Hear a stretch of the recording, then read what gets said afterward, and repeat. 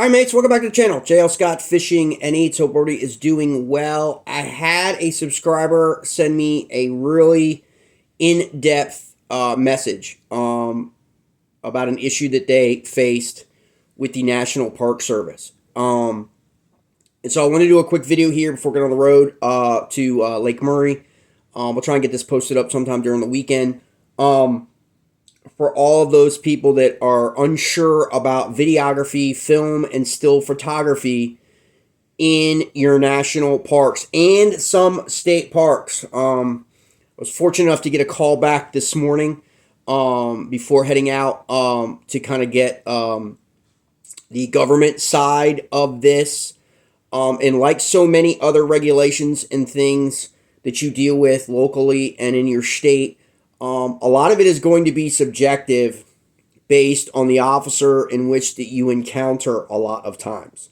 And we know that to be true. They have a lot of discretion in terms of when and how and what citations or tickets to write you. And so it is a wide berth. So when I say these things, understand that it all comes down to your specific national park, because this permitting process for you to be able to go into a national park and fish and film videography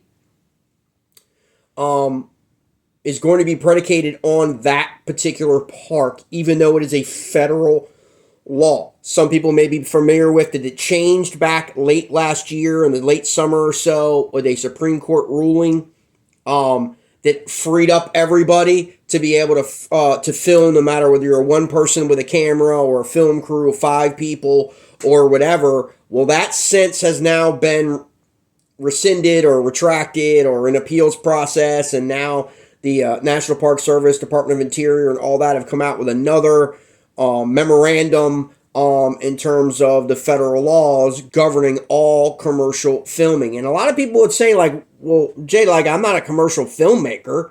I'm just filming myself, fishing or camping or, all the aesthetics and everything at the national park. Well, you have to understand that in these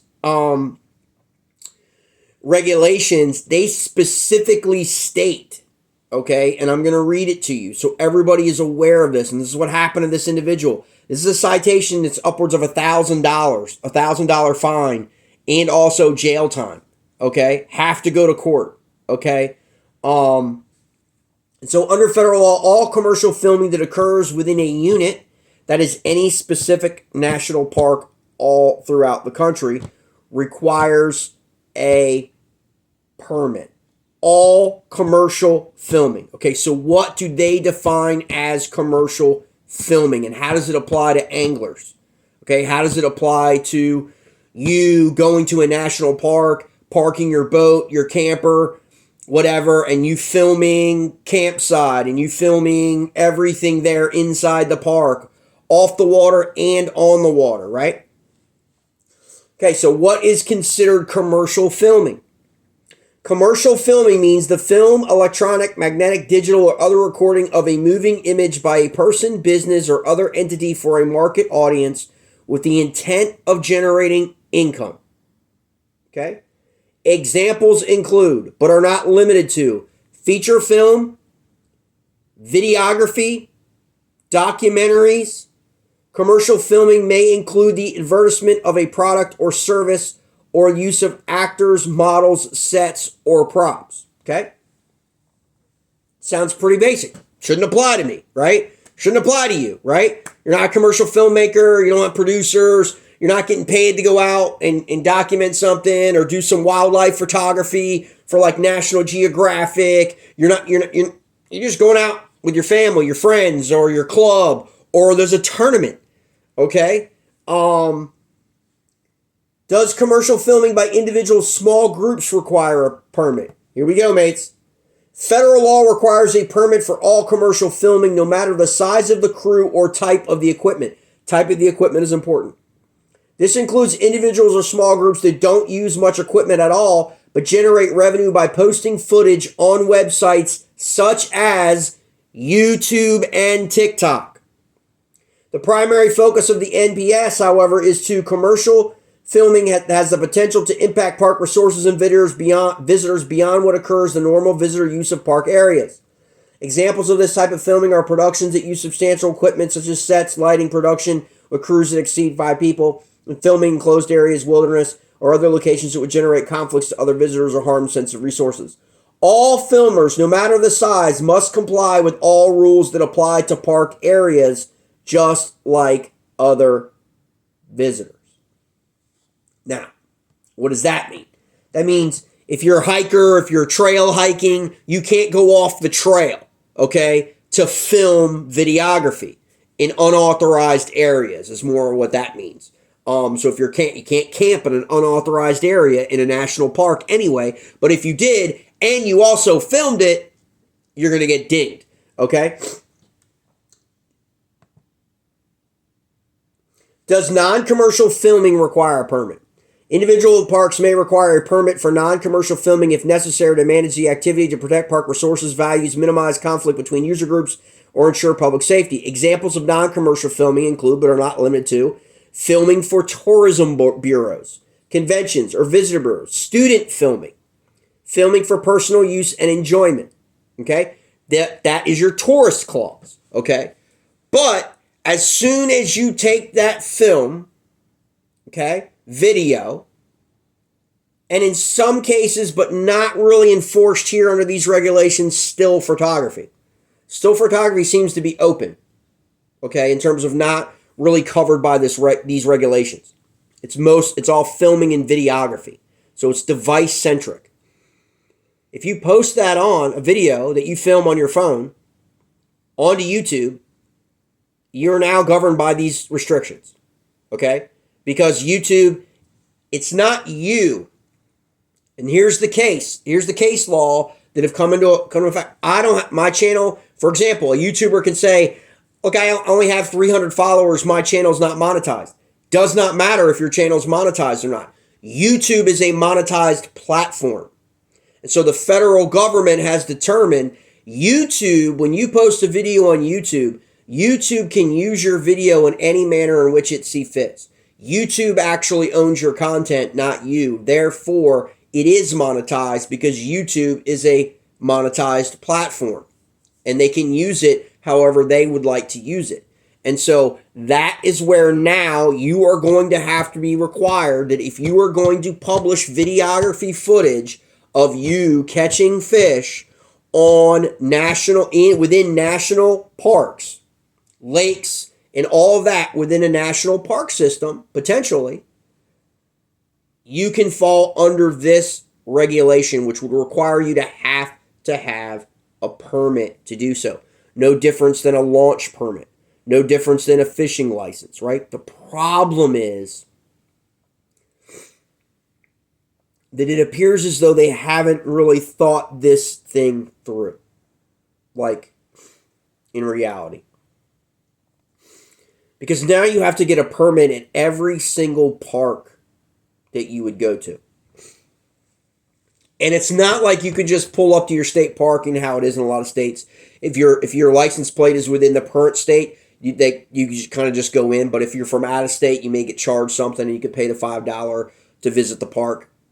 Very simple. Takes 2 minutes, in and out, right? You can't do that at the gate for a permit. You have to apply for your permit sometimes 30 to 60 days ahead of time in order to you to get approved. That's the problem.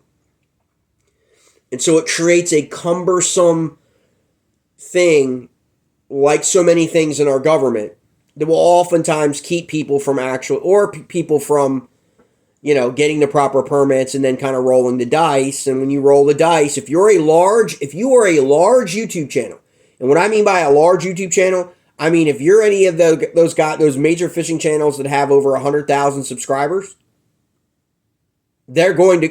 I was told they are going to come after you. Like, if they find out you're putting out videography on your channel that has 100,000 plus subscribers out, and your channel is in fact monetized, and they can find out that your channel is monetized very simply. I mean, it's very easy for them to do, for anybody to do, actually. you're going to get a rules violation in the mail sent to you and requesting you to appear. And it's happening right now because as of November of last year, it switched back to these permits, to these regulations going into effect in national parks. Now, is it right?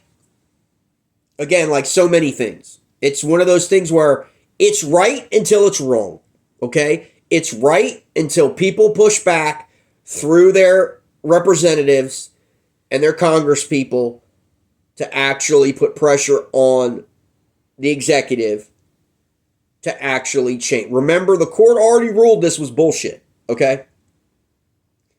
But it's gone to another level. Another court says, no, you can't. No, we appeal. No, we, that's just the way it is. Everything works its way up. And so, that's where you are. So this is just a public service announcement, a PSA. So no one who subscribes to this channel, or no one that I know, or no one who fishes where I fish, in places where, you may fish in the Mid-Atlantic or, the Northeast and down south, that if you're fishing in a national park, if you're going trout fishing in a national park, which is a lot of trout streams and trout rivers are in national parks, mates, okay, and state parks, okay? We've talked about this before. I'll probably do a recap video on the new drone regulations for 2023 because they are cracking down on people using drones in a lot of areas now. Including, you already know that the state parks laws have been on the books for a while for drone footage because a lot of anglers like to use drone footage because it's just great videography. So just be careful. You can go to that website. Let me give it to you. I'll also post it in the description of this video for anyone who wants to do more in-depth understanding of it. It is nps.gov, National Park Service, nps.gov. Or you could just Google commercial film and photo permits, NPS, and you can look at that process. If anyone wants me to do a video on the actual process of filing for a permit, I can do that. I'll do the video exactly when I file for my permit, okay? Because I have some things planned up here the next couple months in a national park. And so, again, this is just a public service announcement, so you're aware, and this is where people can mobilize and clubs and organizations can get together and understand that this is one of those areas where it's just another tax, mates. Okay? We're getting taxed to death. And the permit is nothing more than a tax. Okay? These are our state parks. Our tax dollars go to fund these state national parks and state parks. Okay? Right? And so this is just another added on tax. Okay? On something that seems rather ridiculous, right? That you're just taking videography, right? You're not moving things around. You're not disturbing the park. You're not disturbing the wildlife. You're not doing anything destructive. In fact, you're actually promoting our national parks, and they're removing that ability for us as individual content creators to promote really. And then here's the problem with the argument, the pushback with, oh no, you're not restricted. Your rights of freedom aren't restricted. You just have to get a permit. Well, does everybody's permit get approved? No. And so that's when you run into problems with the government, is when they can decide and pick and choose winners and losers. Who gets to videography in our international parks? Who gets to do that? Right? Like political organizations, environmental organizations that they support versus other organizations that they don't support or other individuals that they don't like whatever about them, and they can just say, sorry, we're not going to issue you a permit. No. Okay? That's something that needs to be addressed at the government level. Okay? And it is an issue about freedoms and liberty, whether they want to realize it or not. These are our national parks, every citizen's national parks. They belong to all of us, not just those individuals that they want to be able to select to be able to film there, right? It's the stuff that we're having memories and and stuff like that. So just because a family goes on vacation and takes awesome pictures in Yellowstone, or wherever, the Grand Canyon, which is one of the most popular destinations in North America, right?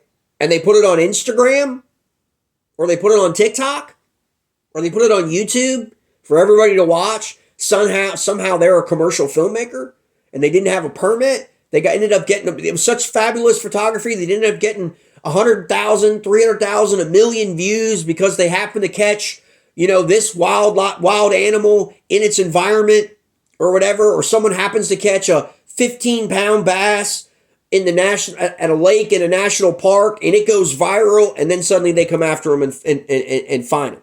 And write them a notice of violation and try to take their YouTube channel down because they violated. This is federal, okay? This isn't local. This is a federal violation, okay? A federal felony, okay? In federal court.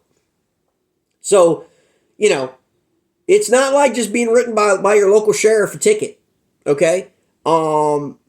It's a big deal. Bigger deal than a lot of people are making it out to be, depending on what the level of enforcement is going to be, okay?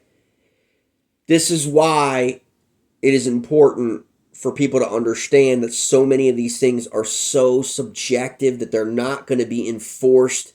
And then you go to a place where some guy is absolutely adamant about enforcing it, and you went to one national park and it was all good and they let you do whatever, and you go to the next national park on your tour, on your trip, and suddenly you're stuck with a freaking notice of violation and you've got to appear in court and you've got to do all of that. That's the problem. There's not going to be a consistency of enforcement because each park is going to be enforcing the law differently. You can count on it.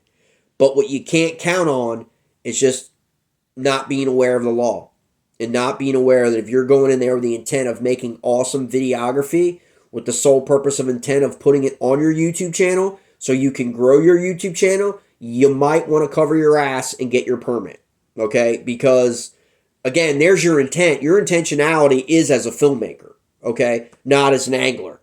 And even so, if you're, because you don't know. You could be out on that, I'm just fishing, I got my GoPro on, I'm just whatever, and then that event happens and you catch that monster fish of a lifetime and you want to show the world. I don't know. So it's just something to be aware of. Check it out. The new things have come down now. It's really started to get out. You can find some videos on YouTube too as well, I'm sure. Some of the news, some of the articles have kind of hit in the last 2 weeks or so. I'm getting to my feed and I've been reading through them all. But I just wanted to pass this along to everyone as a PSA. Just be aware that if you are fishing in a national park, especially I know a lot of the trout anglers will be hitting those national parks up. They already have those regulations, but also there are a lot of lakes that are part of national parks. There are a lot of lakes that you access through a national park or launch from a national park. And potentially state parks. Keep an eye on your state house. This is something that could oftentimes trickle down from the federal level to the state level, where they can actually implement the same exact law. So there's a lot of, uniformity. So be very, very careful and be on the alert as to whether or not that changes in your state as well, just like the drone laws have changed in a lot of states in the last 2 years about videography being used by a drone and you having to have a permit. You having to have not only a drone license, but also a permit to fly your drone, okay? And so, again, all these things are just added on taxes. They suck, I know, but that's just the reality of the things that we are now having to face.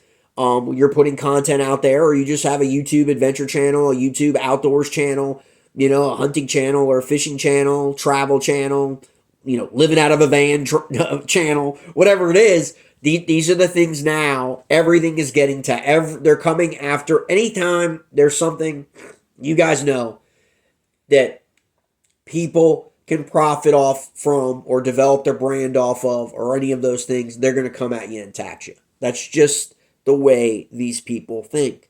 And so, again, they can make money off of you. They're going to make money off of you. That's the real world. That's the reality of the world we live in. They're going to spend. That's what's happening right now in this country. And so now they need to tax, okay? And so they're going to invent all kinds of different ways to tax you 3 times till Sunday, okay? That's just the reality. And now it's coming into our space. It's going to hit us. It's going to hit content providers. It's going to hit anglers. It's going to hit hunters. It's going to hit it's going to hit everybody. Because until people push back and say, no, again, someone's going to take them back to court. Someone's going to run through the court process, take another 2 years. A judge is going to say it's unconstitutional again or whatever. But, just to be aware, permits required, okay? All right, mates.